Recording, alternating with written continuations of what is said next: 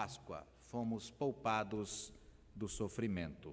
Abra comigo o texto, igreja, texto de Êxodo, no capítulo 12, e nesta primeira mensagem da série sobre a Páscoa. Pode passar o próximo slide? E aí, isso. Esse é o título da mensagem que queremos com você nesta noite refletir. O temor do Senhor nos poupou do horror. Abra o texto lá, então. Êxodo, capítulo 12, de número 12 até o verso de número 17. É uma história muito mais longa, mas vamos nos ater a este trecho da palavra do Senhor. Você encontrou o texto de Êxodo, capítulo 12, amém?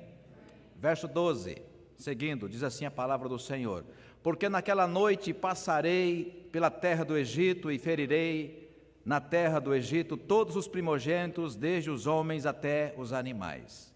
Executarei juízo sobre todos os deuses do Egito. Eu sou o Senhor. O sangue vos será por sinal nas casas em que estiverdes. Quando eu vir o sangue, passarei por vós, e não haverá entre vós praga destruidora, quando eu ferir a terra do Egito. Este dia vos será por memorial, e o celebrareis como solenidade ao Senhor. Nas vossas gerações o celebrareis por estatuto perpétuo. 7 dias comereis pães asmos. Logo ao primeiro dia tirareis o fermento das vossas casas, pois qualquer que comer coisa levedada, desde o primeiro dia até o 7º dia, essa pessoa será eliminada de Israel. Ao primeiro dia haverá para vós outros santa assembleia. Também ao 7º dia tereis santa assembleia. Nenhuma obra se fará nele, exceto o que se diz respeito ao comer. Somente isso podereis fazer. Guardai, pois, as festas dos pães asmos, porque nesse mesmo dia tirei vossas hostes da terra do Egito.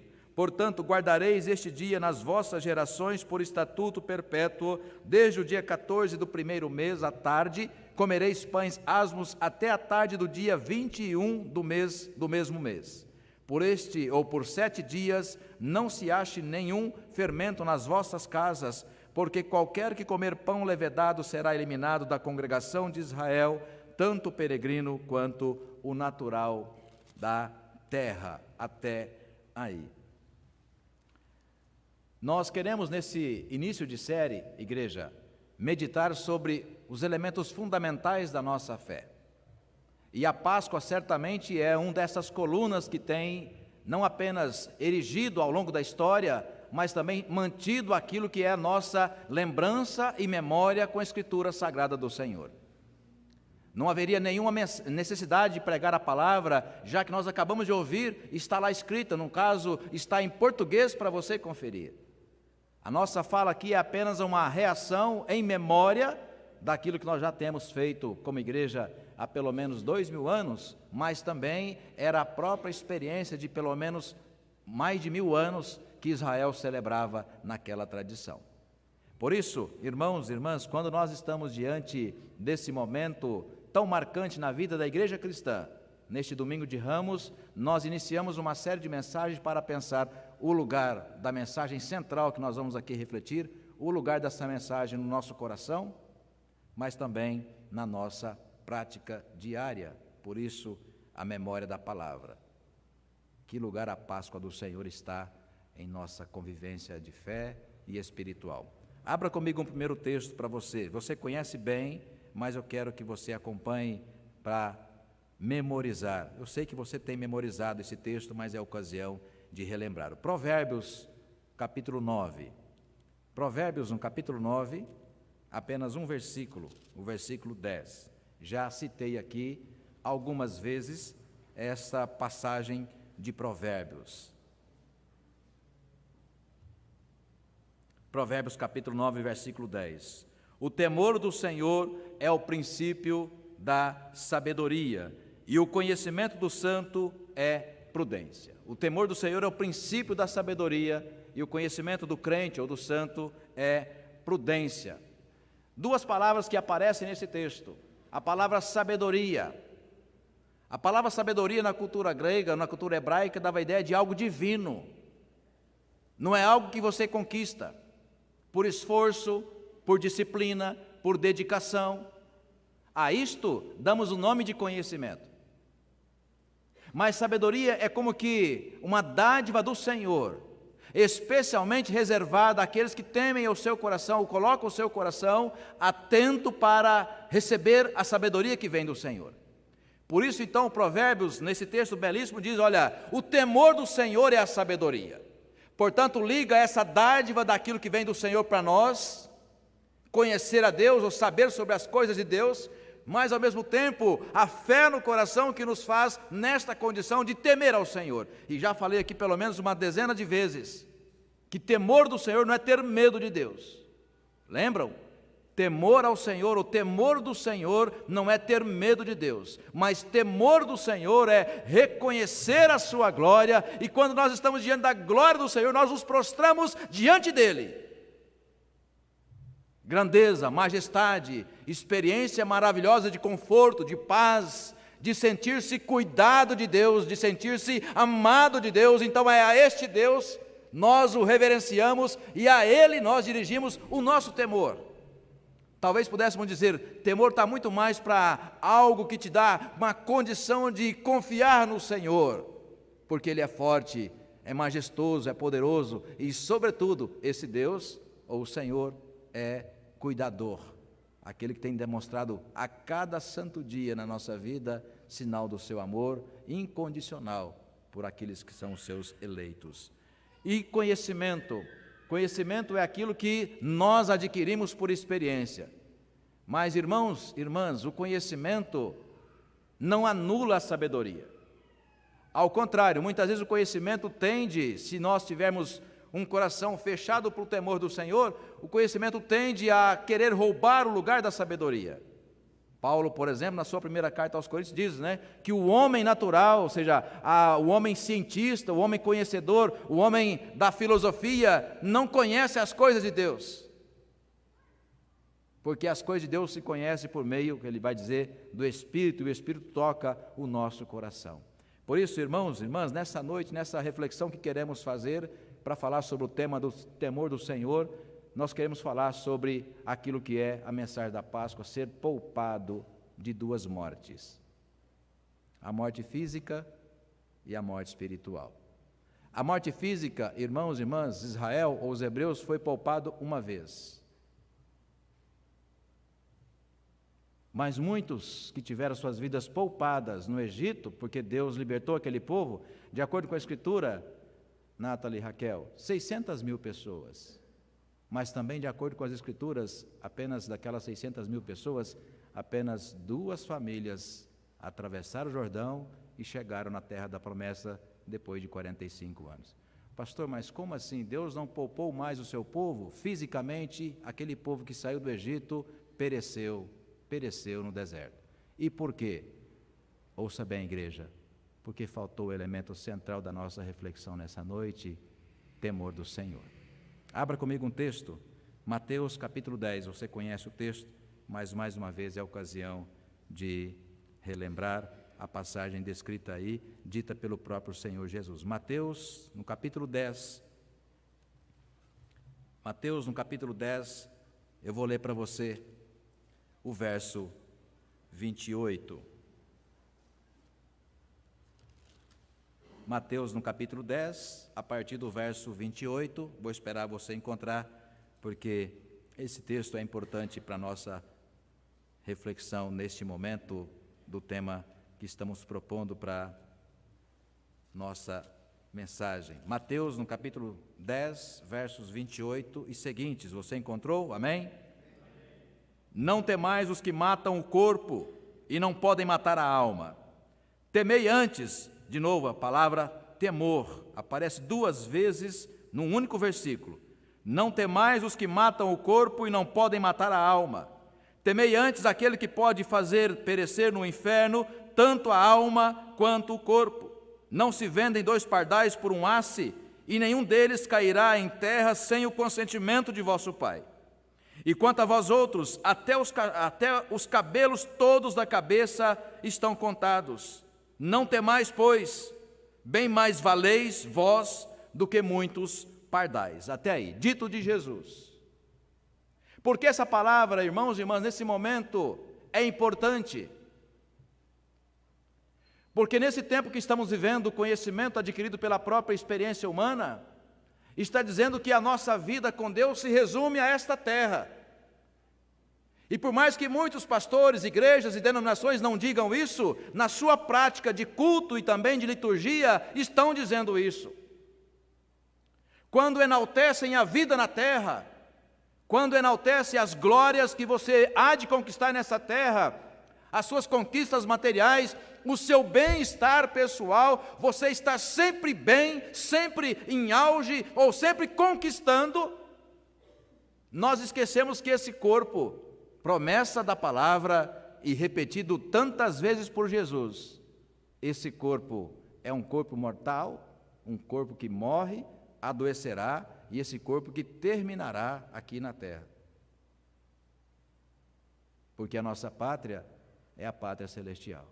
Por isso, irmãos e irmãs, num primeiro momento, o que nós precisamos pensar é que o corpo que fora preservado no Egito e depois que pereceu no deserto, ali, o nosso problema aqui não é refletir sobre a morte física.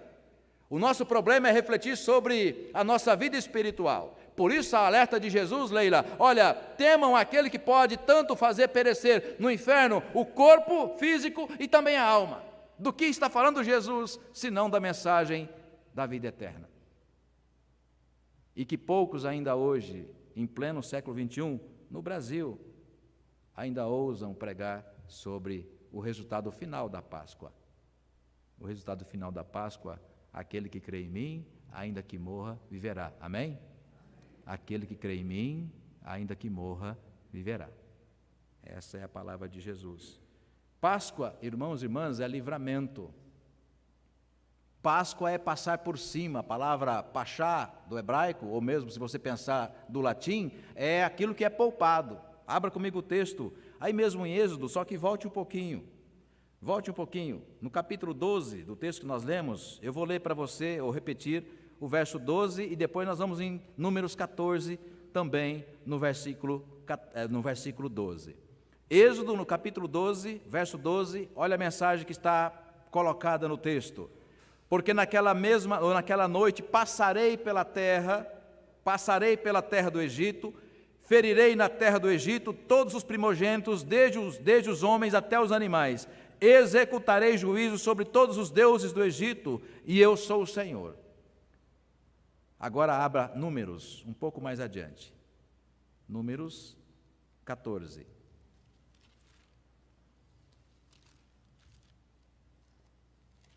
Números 14, e por coincidência, também o versículo 12.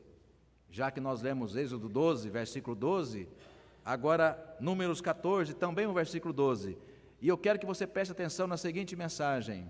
Veja a diferença do povo que é poupado no Egito, o povo hebreu, o povo de Deus, Selma, foi poupado no Egito, então ali começa a Páscoa para aquele povo. Foi poupado da morte do primogênito, da tristeza, da angústia, foi poupado na 10ª praga, que era a morte do primogênito, e Deus liberta esse povo e coloca no Egito para um compromisso de, por fé e esperança, crer e andar no caminho do Senhor. E esse mesmo povo, alguns anos depois, experimenta o que eu vou ler para você no versículo 12. Com pestilência o ferirei e o deserdarei, e farei de ti povo maior e mais forte do que este. Do que está falando Jesus, ou do que está falando o texto da palavra do Senhor. O mesmo povo, irmãos e irmãs, que teve o seu corpo poupado no Egito, mais tarde teve o seu corpo ferido e morto no deserto. E por quê? A resposta está no mesmo versículo 12 de Êxodo 12 que nós lemos aqui. Há pouco no louvor a presbítera Lilian falou do nosso Deus que é maior do que todos os deuses. Pastor, mas não existe deuses? Não existem deuses? É claro que existem deuses.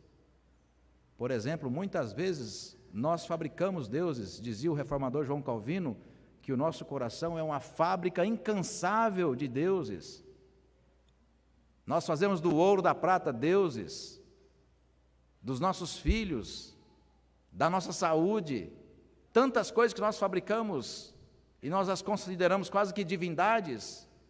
E no texto de Êxodo 12, verso 12, ele diz que se trata de um juízo de Deus sobre os deuses do Egito. Então, do que fala o texto, senão de uma esperança e de uma fé madura, concreta no nosso Deus. Por isso, irmãos e irmãs, o temor do Senhor é o princípio da sabedoria, porque essa sabedoria como dádiva de Deus colocada em nosso coração, que precisa nutrir constantemente a nossa fé.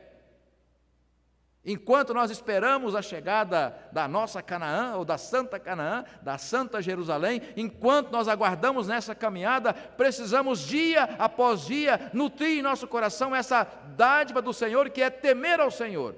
Portanto, reconhecer a sua grandeza, porque quando vierem as crises, como nós falamos pela manhã naquela reflexão, para a gente não ceder à tentação de alguns personagens bíblicos, ou no caso aqui da nossa reflexão, todo o povo de Israel, todo o povo hebreu que saíra liberto do Egito, mas que pereceram no deserto por falta de fé e por falta de esperança no Senhor.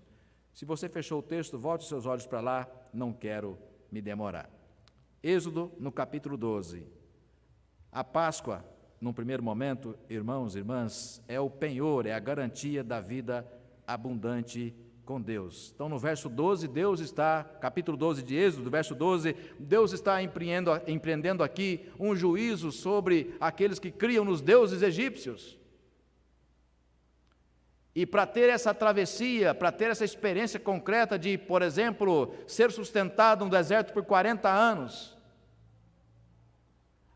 as águas amargas em Mara,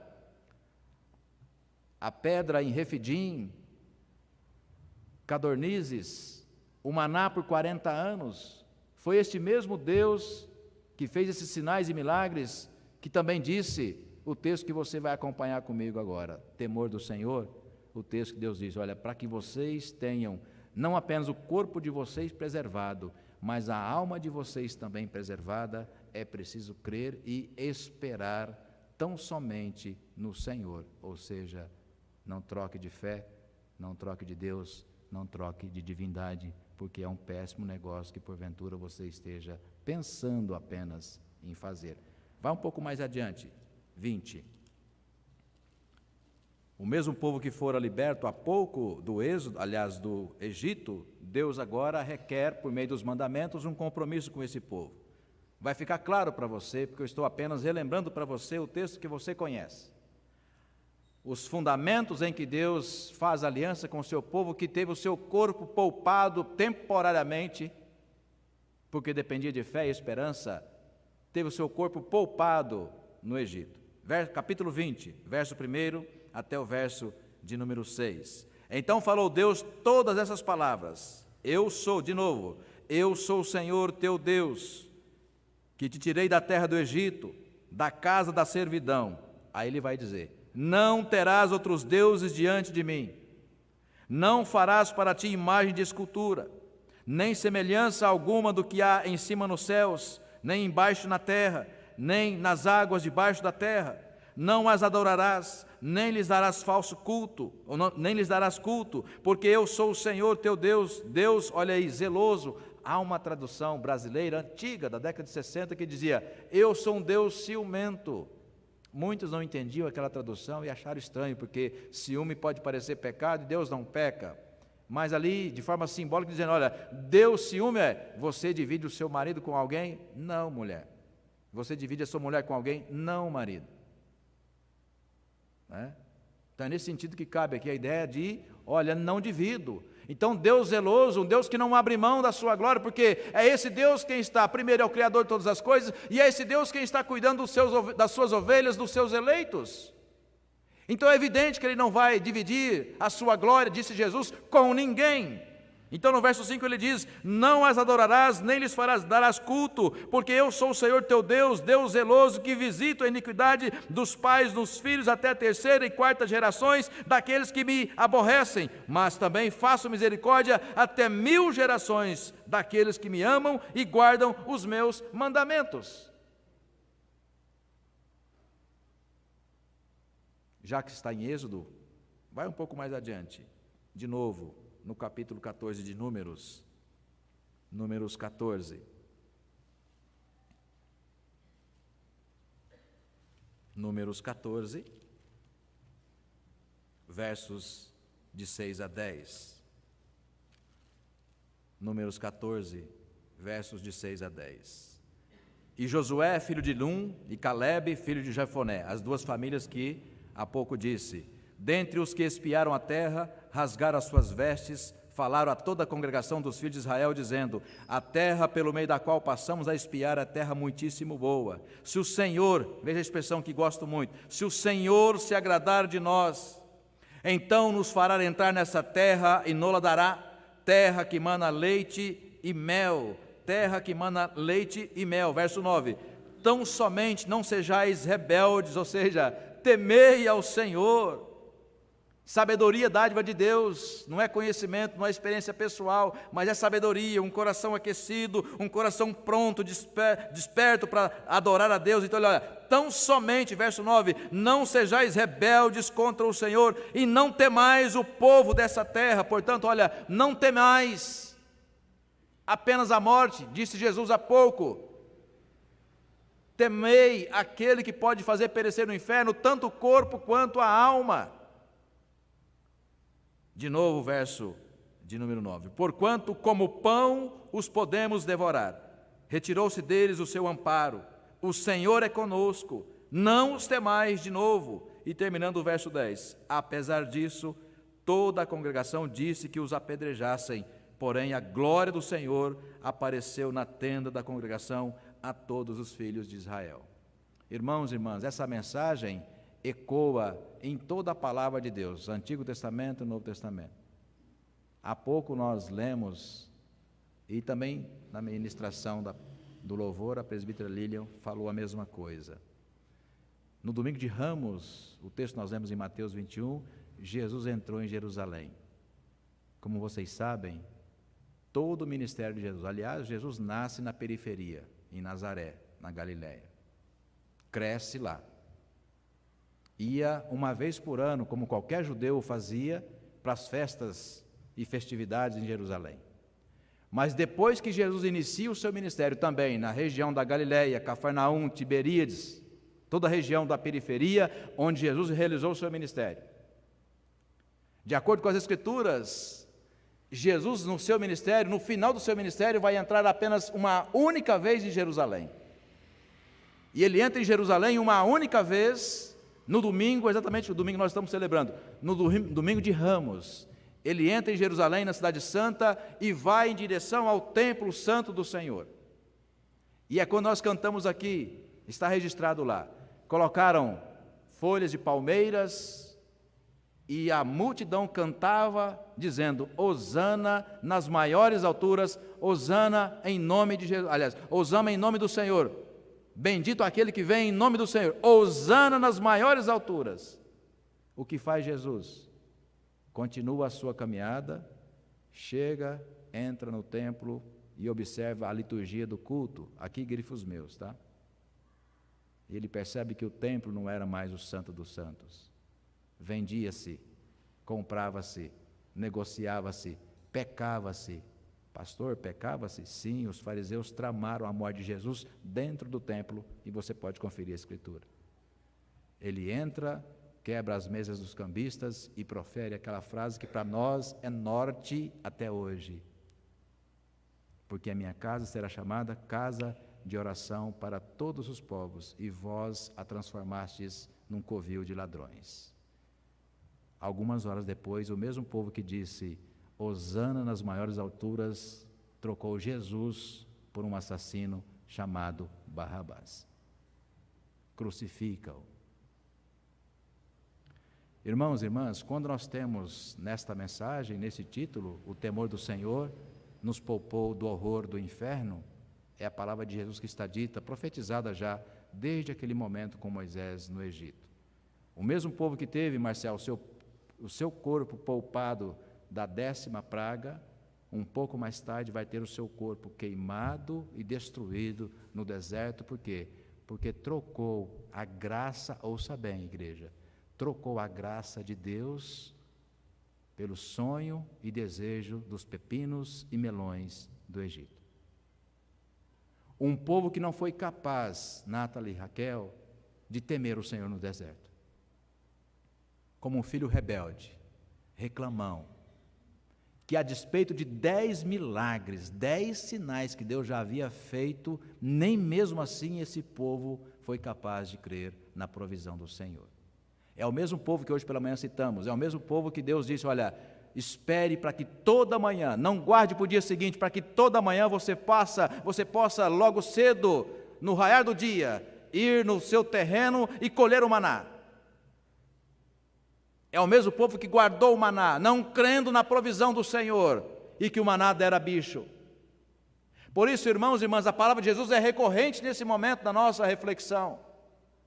Temei aquele que pode matar tanto o corpo e lançar a alma no inferno. Como disse Paulo, se a nossa esperança se limita apenas a essa terra, nós somos os maiores dos pecadores ou infelizes, porque estamos perdendo o nosso tempo. E é exatamente o temor do Senhor que fez com que apenas 2 famílias, Josué e Calebe, atravessassem o Jordão e pudesse a história chegar até nós. Um segundo momento, já partindo para o final da nossa reflexão, eu quero que você pense na comparação entre a casa judaica, que fora poupada no Egito, com agora o coração no Novo Testamento, o coração no tempo grego, tá? Então, a superação da casa judaica pelo coração aquecido na cultura grega. Abra comigo aí, você fechou o texto? Êxodo, capítulo 12, verso 13. Então, no versículo 12, Deus está instituindo aqui o juízo sobre os deuses do Egito. E no verso 13, ele vai falar daquele sangue que estava preposto para, inicialmente, livrar o povo judeu da terra do Egito, mas depois o povo grego, no tempo do Novo Testamento, tempo que chegou até nós. Verso 13, o sangue vos será por sinal nas casas em que estiverdes. Quando eu vir o sangue, passarei por vós. Aí a expressão Páscoa, né? Passar por vós é passar por cima, poupar a casa onde houvesse um sinal de sangue derramado do cordeiro. Então, Páscoa é passar por cima. Então, o sangue vos será por sinal nas casas em que estiverdes. Quando eu vir o sangue, passarei por vós, e não haverá entre vós praga destruidora. Irmãos, a praga destruidora do nosso tempo não é mais aquela que mata o nosso corpo. Não é mais aquela que é capaz de colocar feridas no nosso corpo. Nós temos entre nós uma família que há 2 anos, um pouco mais de 2 anos, viveu uma tragédia. Né, Edna? Quando perdeu a Érica, de forma muito triste, uma ferida difícil de ser cicatrizada. Mas essa família, essa mãe que inclusive está aqui, eu tenho toda a certeza que sabe muito bem o que é perder o corpo, mas ter a certeza de que a sua filha, pela fé em Cristo Jesus, está nos braços do Senhor. E é essa mensagem que a Páscoa ecoa aos nossos corações. Passar por cima e preservar o corpo foi a vitória do Egito. Mas perder o corpo, como nós perdemos pela doença, um acidente ou mesmo um assassínio, coisa terrível, não pode ser maior a tragédia, o sofrimento, a perda do que não ter o seu nome anotado no livro da vida. Por isso, igreja, a mensagem da Páscoa, Deus não quer nos poupar apenas o nosso corpo físico. Ele vai fazê-lo por algum tempo, mas a nossa pátria é a pátria celestial. A mensagem da Páscoa, Cristo vive. Ele morreu sim pelos nossos pecados, mas Ele está à direita do Pai. Intercede por mim, intercede por você. Intercede por todos quantos querem temer a esse Deus, que é capaz de lançar tanto o corpo quanto a alma no inferno, caso a gente renegue, caso a gente continue insistindo à procura de outros deuses, outras portas, outros lugares que prometem esperança. Que Deus assim, irmãos e irmãs, esteja nos abençoando, nos dando a garantia de que, de fato, temer ao Senhor é encomendar a nossa salvação em Cristo Jesus, porque Ele é o doador da nossa fé, Ele é o fiel guardador da nossa salvação. Nele seja a honra, glória e o louvor. Amém.